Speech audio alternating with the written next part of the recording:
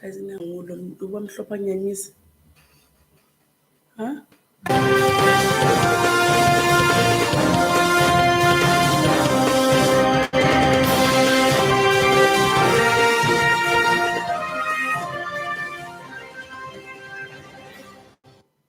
A very good afternoon and welcome to Channel N TV. Here are the latest of your news update.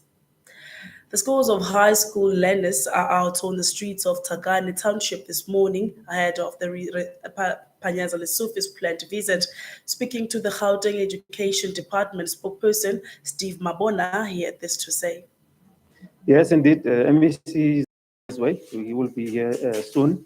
We're quite concerned about disruption of schooling.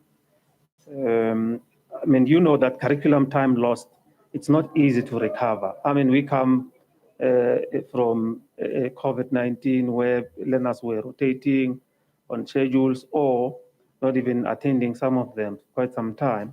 So we are quite concerned about disruptions, especially. And structural. And Bernstein is saying that investors have little confidence in the likelihood of this reform and being implemented. 2022 in a very gloomy mood in South Africa, and this is before the war in Europe, Russia's invasion of Ukraine, and the consequences of that for South Africa. Why are we all so gloomy? Well, a senior businessman asked me this last week, and I think the reason is we sit with catastrophic unemployment, one of the highest in the world, and it's getting worse, not better. We sit with pretty stagnant growth. You know, it looks better because we're reopening the economy, but the economy is not growing. We're not absorbing the young people coming onto the labor market. We have a fiscal crisis. Again, it looks like it's okay because we've had enormous tax revenues that weren't anticipated, but this commodity boom will not last forever, and we are still paying enormous amounts of money that we should be spending on South African citizens.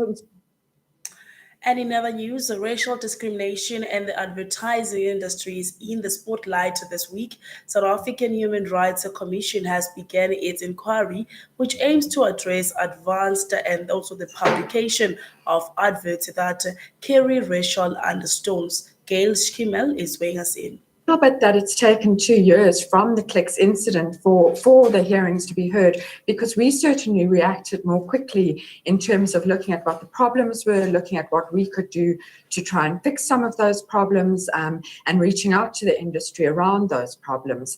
But the fact that there's these conversations are always important. It's always good to have these conversations.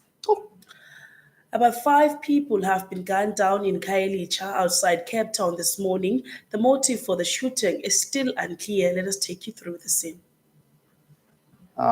Thank you. This morning, just to 5 this morning, we received a first report that people were shorted. And there were 2 crime scenes that we found. The first scene was this one, where we found a woman who was partially naked in this house, and then the next scene is about 300 meters from here. And now let us just take you through into the world of sports to recap and see into the world of rugby as we are approaching also the World Cup in 2024. But just before that, South African Rugby President Mark Alexander says Rassie Erasmus is committed to the organization until next year's Rugby World Cup. Erasmus is believed to be in high demand with the English RFU club. There'll be more coming right up at 2 o'clock on Channel N TV with Mnoto Mabuza. And again, I'll be seeing you at 4 o'clock.